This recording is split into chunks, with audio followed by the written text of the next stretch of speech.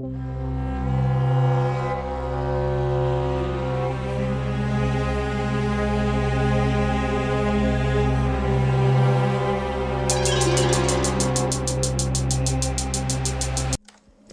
so the first thing that we have to think about is that the original rule of law, the genuine rule of law that our constitution gives us in our British law tradition is one in which the people are equal before the law.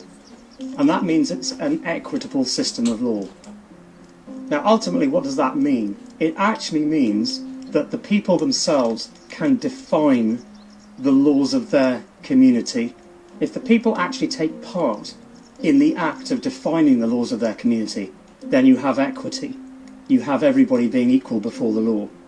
And our original rule of law, our genuine rule of law, is based on that principle. Now, there is a very hidden, concealed mechanism that few people are aware of, rather more now, since we started this campaign. And that mechanism is the true, genuine trial by jury system. That's not the trial by jury system that we have today. It's one where the jury have much greater control, and it has two purposes, not just one. So we all know the first purpose is to judge the accused man before court. But the second hidden purpose, very concealed, is the idea that the jury themselves are also able to judge on the justice of the piece of legislation that brought that man into court in the first place. So if you think about what that is, that's actually the people judging on the appropriateness of that piece of government legislation. Now that's raw power. And that's how our constitution is supposed to operate. Rather different from the distorted rule of law, which I'll come on to in a moment, as to how it operates today. So the other thing to think about is that the way that that trial by jury works is that the people are simply judging on the justice of how that piece of legislation is applied to the current man before court. And no crime can be committed unless, of course, there is some kind of injured party, somebody who's been damaged. So if you think about the legislation that we have in place today, the rules and regulations, many of them, of course, do not have, when you breach them, there is no injured party at all.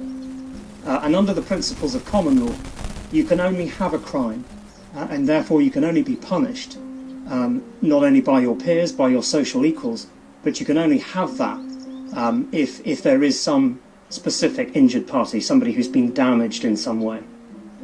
So the law is supposed to work on principle.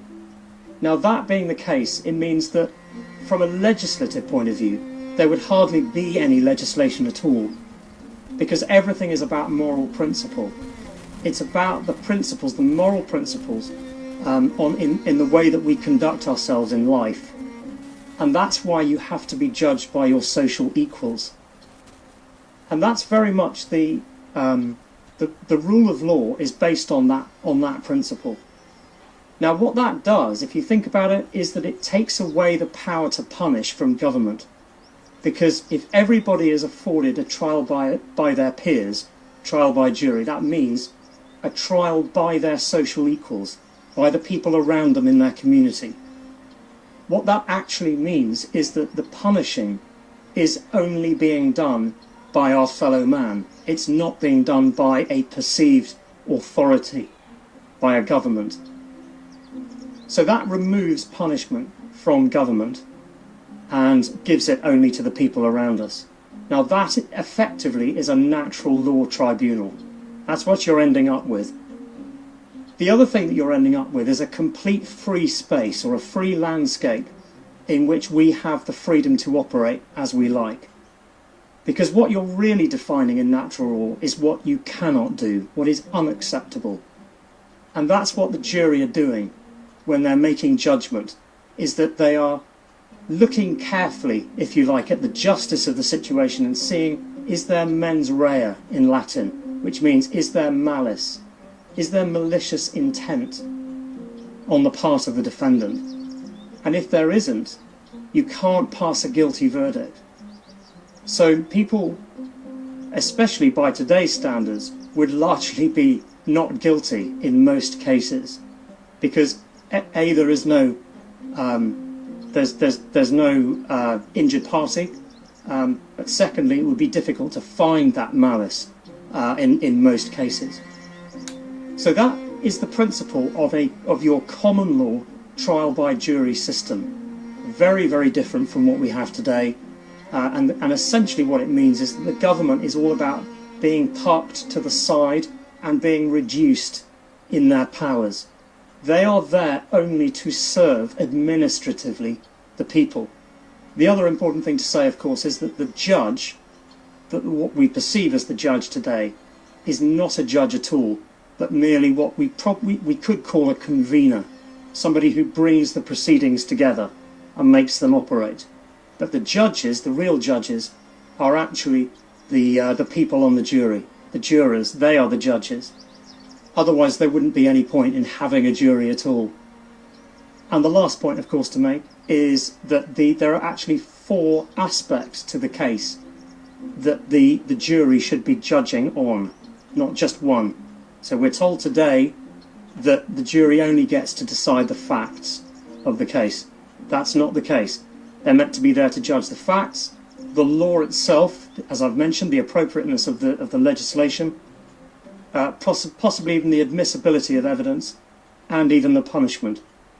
So you can see that the jury has the most massive power and control, and that's essentially how it should be. That's the genuine rule of law. And the last thing to say is that the head of state in that context, in the genuine rule of law, so that's our monarch in Britain, are there as the most senior public servant of the land. They are to be considered the first among equals, not the way that they're characterised usually today. And their role is to make sure that all of that is in place, and they take a promise in perpetuity to keep that rule of law in place. And if they don't, they delegitimise themselves. And one of the ways that they're meant to do that, briefly, is that any legislation that is being passed by the legislature, that's the arm of government that deals with legislation, the creation of statute law, they have to make sure that none of that legislation breaches the common law and the Constitution and doesn't reduce the liberties of the people. And if that were to be the case, they have the power to refuse it, and they must do so as well. So that's the genuine rule of law, as it was supposed to work, and that's supposed to be working that way now, but it isn't. Now we have a very different situation. We have what I would call a distorted or bent out of shape rule of law that is not functioning according to our common law constitution. So how is it working? Let's have a look at the comparisons. So what's happening now is that the power to punish is now transferred to government. Why? Because statutory law itself is now punishing people simply by the very fact that it's breached. So just to create clarity on that, in the proper genuine rule of law, of course, all statute law is doing is bringing people before a court. It's a sort of standard, a flagging up standard, if you like, and it doesn't have the power to punish itself. But that's a very different situation today. So we have an awful lot of statutory law in place where people just simply by the fact that they breached it will receive punishment. And that's fundamentally unconstitutional, because remember that it's supposed to be based on principle, and it's supposed to be an organic decision according to conscience. I should have said actually in the first bit, of course, that the way that it's normally done under the genuine rule of law is that the jury would return a not guilty verdict, even though it may be clear that the individual in question had actually breached the statute. Not guilty. What's the matter with you? I have a reasonable doubt now. 11-1. But what about all the other evidence? What about all that stuff? The knife, the whole business? Well, you said we could throw out all the other evidence. Now that has the effect of what we call annulment. So in that particular case, it means that the legislation is effectively nullified. It doesn't mean it's repealed generally from the statute books. There's another process for that actually. but it does mean that in that particular case, it's effectively annulled. Now, that isn't happening in our current distorted rule of law. So effectively what that's doing is it's handing massive power to government. Now, the other issue, of course, is that the minutiae of our lives, in every sense, is being captured, if you like, through vast amounts of legislation. If you look at the landscape of what we call law, is just enormous. Everything is about rules, regulations, even licensing. You know, in order to have the right to do something, we have to go and obtain a license to do it. Now, that's absolutely fundamentally unlawful, according to the Constitution, because it's breaching our liberties. So that's you're seeing a very different character. Now, other things, for example, is that the only influence, if you like, that the people can have now, rather than that true, genuine trial by jury, where we start to affect what is the moral character of our community by deciding on effectively on what legislation is appropriate or not, instead of having that, and the reason why we don't really have that now is because juries are not given the information. They are not told of their power. It's kept from them. So most juries wouldn't even know that they have this ability. Now, where they do know, we are still getting annulment happening. But given the fact that about 1% of cases actually even reach a jury trial, we've got some big problems. So just by raising that fact alone, that under the Constitution, all men and women are to be afforded a trial of their peers. And even in their own statutory law, it states that. So that is unlawful.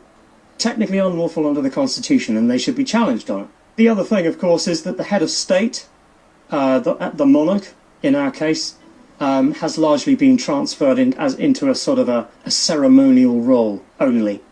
Okay, so the power to refuse royal assent is considered sort of anachronistic. It's not relevant anymore. In fact, they actually confuse and obfuscate over this by saying, well, technically the head of state has the power to do it, but they wouldn't do it. And this is a lot of the way that this has been done, is this confusion and obfuscation. But they absolutely do have the power, and they have the right and the responsibility to make sure that they are using that power to refuse legislation that would be inappropriate and contravene our Constitution and our liberties. So we now have a very bent out of shape rule of law in which we have very little influence. And the only influence, of course, that we have now is voting in elections for a package of measures, if you like, if you want to put it that way, which is a very different kind of thing. And we get to do that. I think it's meant to be once every 5 years, although it seems like 5 minutes now.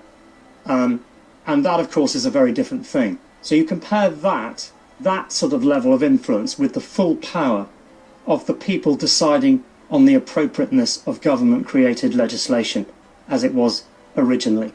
Very different thing. So that's the situation that we have today, and it's important to understand the contrast between the two, because if there's that clarity, then you begin to see the picture very clearly. Okay, so you will understand from the previous segment then that the current distorted rule of law that we now have in place is essentially based on order following. Everything is about following orders, whereas the original genuine rule of law is about moral principle. And this is the problem that we've got, is that people are adhering to law through fear and through ultimately the threat of punishment, which, if you think about it, if you take that to the furthest extreme, that effectively means the threat of violence, ultimately. Because if you were to refuse to do something because you don't regard it as a lawful thing, a proper piece of law, then essentially if you were to simply refuse, ultimately the threat will be some kind of violence at the end of the day, because firstly it will be a fine, and then you can extrapolate where that's eventually going to go.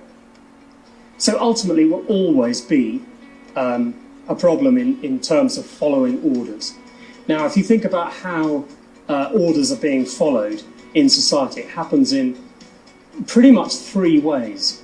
The first way is it's the people following statutes and through fear of punishment. So these are preconceived conditions, if you like, that have been pre-dreamt up and categorized and chopped up. So it's like a program, it's like an algorithmic program. If you do this, or if you do that, or this, you're going to get this punishment.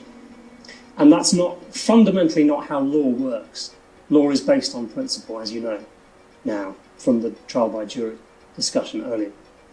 So the first thing is that we got order following from the people based on statute. The second form of order following that would be going on is that the jury in trial by jury that we have today, which is this watered down version of trial by jury, are essentially being told that they have to follow the directions of the judge. And the judge is not meant to be there as a judge at all. They're meant to be there just somebody organising the occasion, if you like. The judges, remember, as I said earlier, are the people. So you shouldn't have the judges following the direction of somebody who's effectively working for the state, working alongside closely the state, because the judiciary are meant to be independent, but they're not. So you've got order following going on there. And if the jury are not making a decision independently of the legislation, then what's the point of them being there at all? Yeah, so they are following orders at the moment as well. And again, they follow the directions of the judge, because if they didn't, there would be trouble. Through fear again. And of course, the third way, or the third kind of order following that's going on in society is the one that we're kind of used to anyway. It's the police and the prison service and the military who will be following orders as well. So order following is a problem because it's always immoral. Because what you're doing when you're following orders is that you are always suspending your moral faculty. Remember that it's no longer based on principle. So even if you were to follow an order, having considered it morally and carefully, and you decide to go along with it, that's fine because you're not following the order. You're still considering it. The problem is where you suspend that moral faculty and you've just been told to do something, so you just go and do it anyway. That is always immoral. It is never virtuous to follow orders, and it leads to problems. Now, if you think about it, of course, the Nuremberg trials that followed the Second World War has always been promoted as a great decisions based on the idea that we should not be following orders because look where it led us. So on the one hand, with the Nuremberg trials, we're told that we shouldn't be following orders because there's something higher that we should be considering. You never quite know, based on the possibility of infiltration of your governing system, you never quite know where those orders are going to go eventually. What's the worst thing that you could be told to do as an order follower? You have to think about that pretty carefully, because following orders to do something morally bad is going to land you in serious trouble from a karmic point of view. Built into natural law, it's quite esoteric, but you are building up massive karmic consequence if you follow orders, and that involves immoral behavior against people. So we kind of knew that from the Nuremberg trials. And yet our entire system of governance now is based on order following, as I've just pointed out to you. And that's how you can see and demonstrate to yourself that we are not following the genuine rule of law.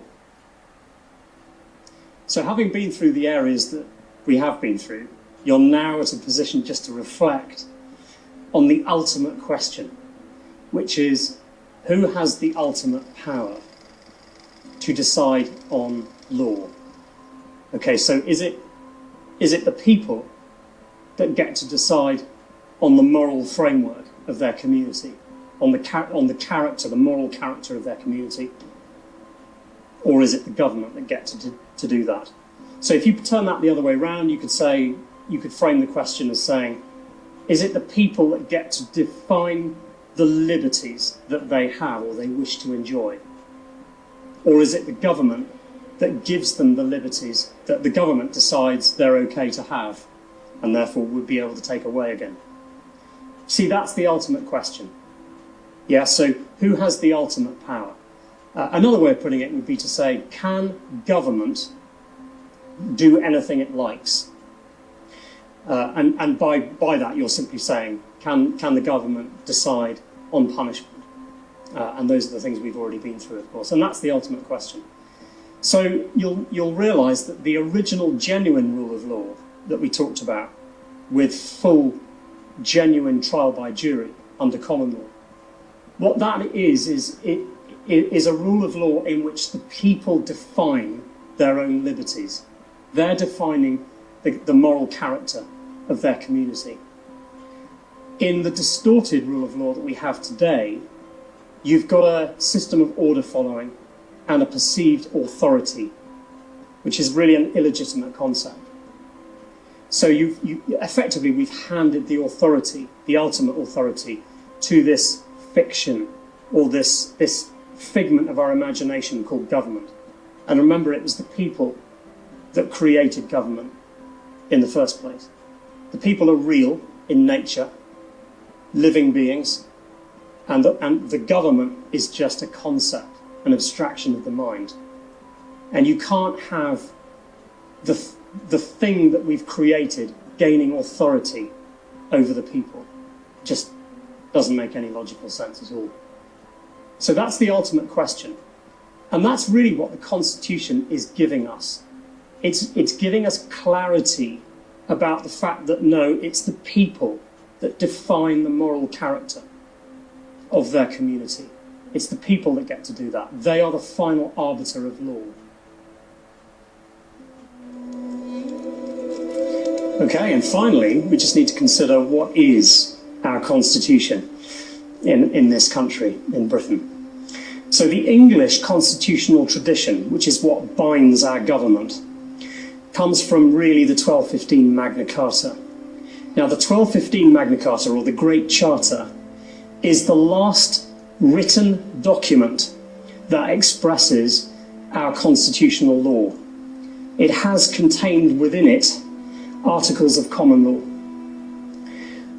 Now, some people, there's a lot of discussion about whether the Constitution consists of a collection of documents.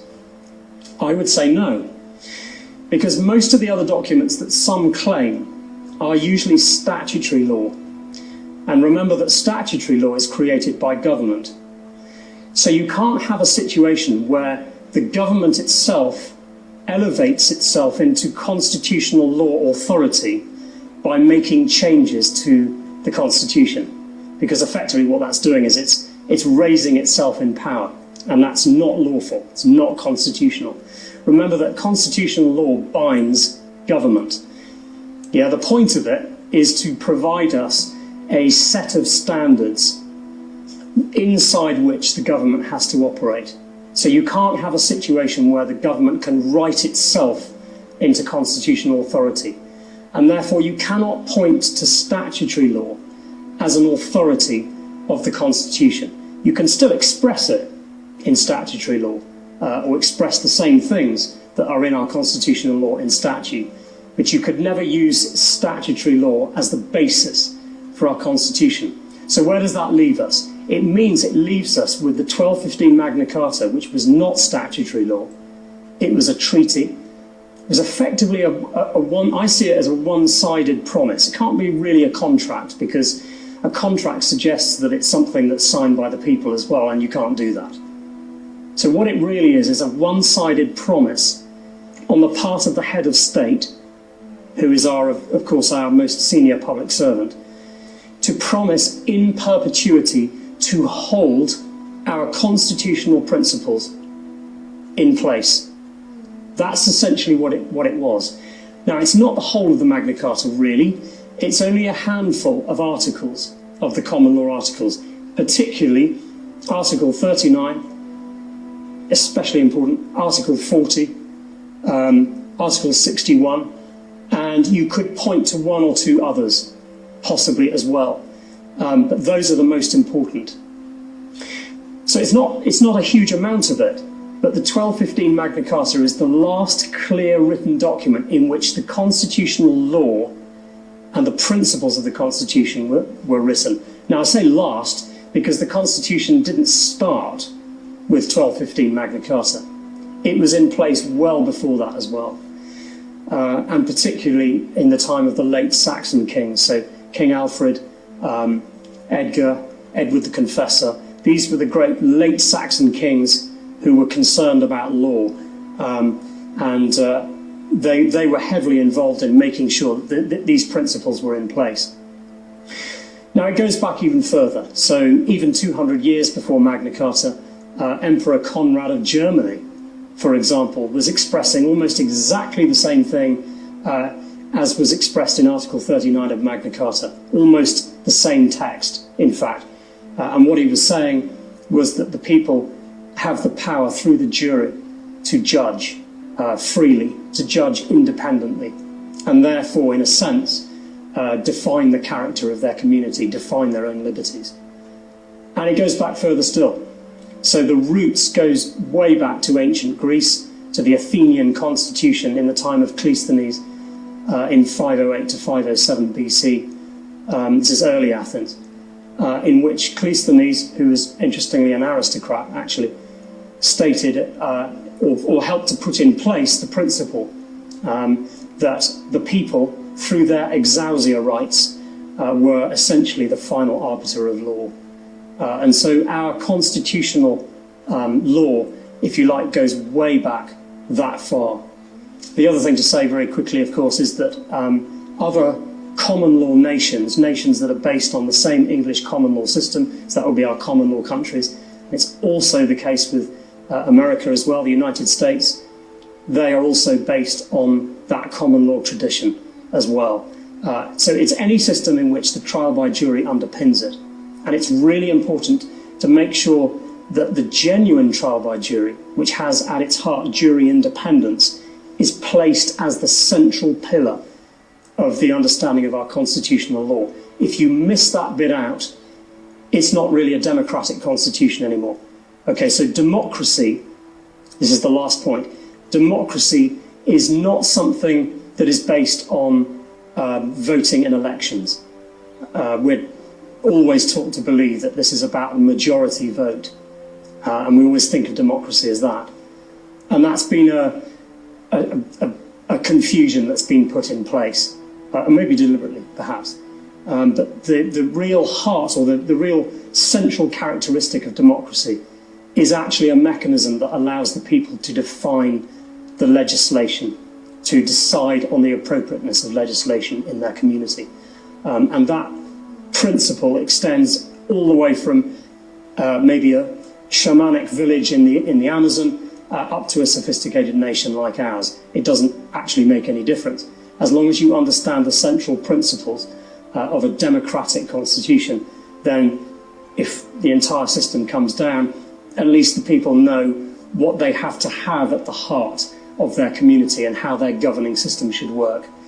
And that's the main thing to guard against, is that if it does all collapse and we have to have something new, we're not going to have the wool pulled over our eyes again. So just to address a few extra things at the end to do with resources for further reading, a few other questions that came up in our discussion. So first thing to say is that certainly in the freedom movement, where we've had discussions on common law in the past, what has actually tended to happen is that people have deviated off. Ironically, they've said they're going to talk about common law, and what actually happens is they end up sort of deviating off into talking about strange hidden processes to do with things like straw man theory, birth certificate fraud, and so on, which are actually things that are held within their maritime or admiralty systems. So that's almost an antithesis of common law, essentially. And it's important to lay that out. Are there things that we can do? Possibly. The problem, I'm actually saying that I think it's probably not a good idea to get entangled in those admiralty systems. And I'm saying that for two reasons, actually, mainly. Firstly, it's extremely complicated. It's very complex. There are people who've unwrapped all of those processes and have had some success. But there are many, actually, that are getting themselves into a right pickle in doing it. And I don't think I've ever seen that as an ultimate solution for the masses, for the large numbers of people engaging in complex processes. And the other important reason why I would guard against doing that is because I don't think it's actually very honest either. Because given the fact that our common law constitution is our real system of law, it actually underpins our real system of law. If we were to sort of get into a pickle about something, whether it's a parking fine or a speeding fine or something like that, coming out of our own system of law and going into their illegitimate system of law and playing them at their own games is kind of hiding the lie. It's sort of hiding the problem, and playing them at their own games is not really the thing. It's not really about what we should be doing. We should be calling them out over here when we're in the normal system of law where they can be exposed. And that's what we should all be doing. So I don't think it's that honest in going across into those systems. I'm not saying that it shouldn't ever be done, but I think you need to be very careful doing it. And I do think that there is some truth in all of that. I've been down those rabbit holes myself. So there is a truth in the Admiralty system of law and what goes on with that, public and private, trust law. But I think I would guard against it, actually. And if we all came over to the normal side of law and simply exposed the government for the crimes that they are committing under our constitution,